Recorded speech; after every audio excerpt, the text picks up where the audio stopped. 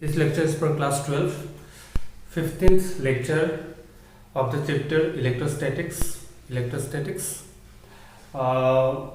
मैंने last video में electric field due to dipole का दो केस बताया था। दो case, one is electric dipole का एक्सिस में पार्टिकुलर पॉइंट में इलेक्ट्रिक फील्ड कितना होगा, और एक बताया था कि इलेक्ट्रिक फील्ड का बाइसेक्टर में एक पॉइंट में इलेक्ट्रिक फील्ड कितना होगा। और एक केस से इसको आप खुद ट्राई करके हमको भेजो।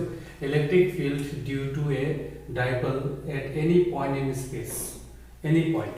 से हमने दो केस बताया कि एक्स एक्सिस में बताया, एक वाई एक्सिस में बताया। बाइसेक्टर मतलब वाई एक्सिस।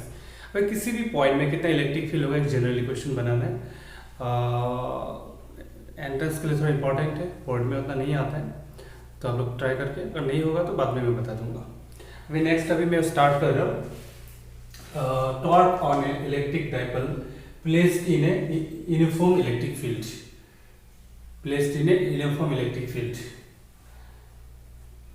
ऑलरेडी पता है यूनिफॉर्म इलेक्ट्रिक फील्ड क्या है। जैसे मैंने यूनिफॉर्म इलेक्ट्रिक फील्ड होने के लिए लाइन पैरेलल होना है, इक्वल स्पेस में होना है, मतलब ये डिस्टेंस सेम होना है, स्ट्रेट होना है, तो एक इलेक्ट्रिक फील्ड है।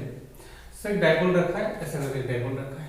डाइपोल भी मालूम है, minus Q plus Q, okay. और ये आपका सेंटर है डाइपोल का, ये एल है, ये एल है, तो टोटल डिस्टेंस कितना है 2l।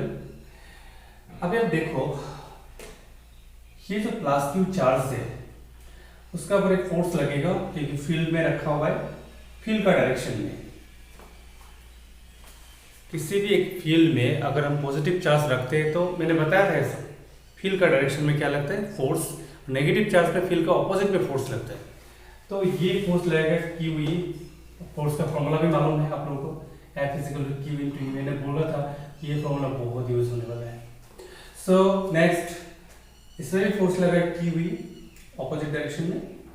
अभी ये डाइपोल का ऊपर दो फोर्स लगा हुआ है, ये डायरेक्शन में, ये डायरेक्शन में। सो एक पॉइंट है, two equal and opposite force which do not have same line of action, तो डाइपोल क्या होगा, रोटेट होगा। सेम लाइन ऑफ एक्शन होने से क्या होगा, कैंसिल हो जाएगा। But same line of action में नहीं है तो क्या होगा, रोटेट होगा अबाउट सेंटर ऑफ मास। अभी रोटेशन मोशन बहुत अच्छे से बताते हैं 11 में, थोड़ा उसको भी रिवीजन करना चाहिए। हाँ, टाइम अभी तो सफिशिएंट है ना, रोटेशन मोशन बहुत अच्छे से बताया था। तो अभी हम लोग का टॉर्क लगेगा। टॉर्क का क्या फॉर्मूला है, टॉर्क है आपका force into perpendicular distance. Torque का भी डिटेल्स केस मैंने बताया 11 में। लेकिन यहाँ पे ना दो फोर्स है तो दो टॉर्क होगा। एक होगा आपका, देखो हम लोग यहाँ पे फिक्स मानेंगे, मतलब ये एक्सिस ऑफ रोटेशन मानेंगे, तो ये पार्ट लेंगे, इस पे एक टॉर्क लगा हुआ है, ये इसमें एक टॉर्क लगा हुआ है, ये क्लॉकवाइज में होगा, और ये पार्ट के लिए ये फोर्स ले टॉर्क हम लोग निकालेंगे। तो दो टॉर्क लगा हुआ है, ये भी क्लॉकवाइज में है, दोनों का डायरेक्शन सेम है तो रोटेट होगा, ओके। सो ये पार्ट का देखो, मैं दो मतलब समेशन टोटल रिजल्टेंट टॉर्क कितना होगा, टॉर्क T1 + T2। अभी तो ये इसके लिए फोर्स इनटू परपेंडिकुलर डिस्टेंस, इसके लिए भी फोर्स इनटू परपेंडिकुलर डिस्टेंस। अभी ये हो गया फोर्स जहां पे लगा हुआ है, ये हो गया फिक्स पॉइंट। तो फोर्स इनटू परपेंडिकुलर डिस्टेंस क्या होगा, ये परपेंडिकुलर डिस्टेंस नहीं है, ये परपेंडिकुलर डिस्टेंस है। तो ये अगर L है, इस L को हम दो कंपोनेंट में भाग कर सकते हैं, L cos थीटा, क्योंकि मैंने ये हॉरिजॉन्टल एक्सिस के साथ एक थीटा ले ली, ये थीटा होगा, ये भी थीटा होगा, तो इसका एक कंपोनेंट cos, L cos, और इस साइड में क्या आएगा, L sin। ये और ये तो एक ही बात है, तो यहाँ पे मैंने लिख दिया L sin थीटा। तो फोर्स कितना है QE, और परपेंडिकुलर डिस्टेंस कितना है L sin थीटा। सिमिलरली यहाँ पे भी क्या होगा, QE L sin थीटा, यहाँ पे भी L sin थीटा होगा, सेम होगा ये डिस्टेंस L sin थीटा। तो टोटल कितना हो जाएगा, 2QE L sin थीटा। अब हम लोग मालूम है 2Q × L मतलब क्या है, dipole × E sin theta. sin theta हम लोग क्रॉस प्रोडक्ट लिख सकते हैं, इसका मतलब torque on the dipole due to uniform electric field is equal to dipole moment cross electric field.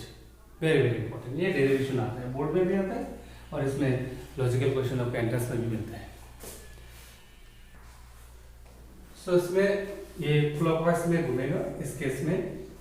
अभी हम लोग दो केस डिस्कस करेंगे, स्पेशल केसेस। टॉर्क कब मैक्सिमम होगा, टॉर्क का मैक्सिमम होगा, we have formula torque is equal to P sine theta. तो साइन थीटा का वैल्यू प्लस माइनस 1 होने से मैक्सिमम होगा, तब आपका डायरेक्ट ये 1 हो जाएगा। तो एक नेगेटिव में एक पॉजिटिव में आएगा, we are considering about value, बाकी तो डायरेक्शन हो जाएगा साइन के हिसाब से। तो पी आएगा 1 होने से पी आएगा, माइनस 1 होने से माइनस पी आएगा। सो थीटा 90 होने से साइन 90 क्या होता है 1, थीटा 270 डिग्री होने से साइन 270 डिग्री क्या होगा -1। और एक बात है, ये दोनों क्या होगा अनस्टेबल कंडीशन पूछता है, बोर्ड में स्पेशली पूछता है स्टेबल कंडीशन कब होगा, अनस्टेबल कंडीशन कब होगा। अभी देखो आप 90 मतलब क्या है, 90 यहाँ पे ये 90 डिग्री है, सब इस केस में रहेगा पूरा, यहाँ पे फोर्स यहाँ पे फोर्स, टॉर्क का वैल्यू क्या होगा मैक्सिमम। जब हम लोग टॉर्क को पहले इक्विलिब्रियम में बताता हूँ, इक्विलिब्रियम जैसे स्टेबल, इक्विलिब्रियम मतलब टॉर्क का वैल्यू क्या होगा मिनिमम, साइन थीटा का वैल्यू क्या होगा 0, टॉर्क 0 हो जाएगा। सो थीटा जब 0 डिग्री होगा या 180 डिग्री होगा, स्टेबल इक्विलिब्रियम। अभी 0 डिग्री मतलब ऐसा है, ओके ऐसा है। तो इस केस में आपका फोर्स का वैल्यू कितना, सॉरी फोर्स तो होगा, टॉर्क का वैल्यू फोर्स होगा, बट दोनों ऑपोजिट में होगा। देखो ये लाइन ऑफ एक्शन में एक फोर्स होगा, इधर एक फोर्स होगा, रिजल्टिंग फोर्स कितना है 0, तो टॉर्क क्या है 0। तो मैं अगर इसको इससे उठा के रखा हो, कोई फोर्स देके रखा हो, इक्विलिब्रियम में है, बट जैसे फोर्स को हटाएंगे वापस से जाएंगे, ऐसा जाएगा। तो ये क्या होगा अनस्टेबल इक्विलिब्रियम। एक उल्टा घुमा दो, फोर्स उल्टा में हो जाएगा, बट वो तब भी क्या होगा अनस्टेबल इक्विलिब्रियम। और ऐसा रखने से टॉर्क 0 है, तो उल्टा करके रखो टॉर्क 0 है, 180 में रखो टॉर्क 0 है, तो ऐसा रखने से खुद ब खुद नहीं जाएगा। So that is called stable equilibrium. तो we have two case, one is unstable equilibrium theta 90 and what 270, and stable equilibrium theta 0 degree and 180 degree. So this is very important for chapter। एक question तो यार सबको मिलेंगे। एक numerical देखते हैं, question number 1। एक यूनिफॉर्म फील्ड है, एक डायपोल रखा हुआ सेम है, L सेंटर ऑफ मास है डायपोल पे, plus Q charge minus Q charge, charge का मास दिया हुआ है, चार्ज का मास दिया 30 डिग्री एंगल फ्रॉम किया। तो क्वेश्चन है कि इस केस में 30 डिग्री में लाके हम लोग छोड़ दिया इसको, तो एंगुलर एक्सेलरेशन निकालना है। ऑब्वियसली बात है कि टॉर्क लगा हुआ है तो रोटेट होगा तो एक्सेलरेशन होगा। हाँ, जहाँ पे फोर्स होता है वहाँ पे लीनियर एक्सेलरेशन होता है, और जहाँ पे टॉर्क होता है वहाँ पे क्या होता है एंगुलर एक्सेलरेशन होता है। And angular acceleration generated by alpha, rotation motion में पूरा डिटेल्स मिल चुका था। ओके, तो टॉर्क का वैल्यू, टॉर्क का फॉर्मूला ऑलरेडी हम लोग के पास है, torque is equal to P E sine 30 degree दिया हुआ है।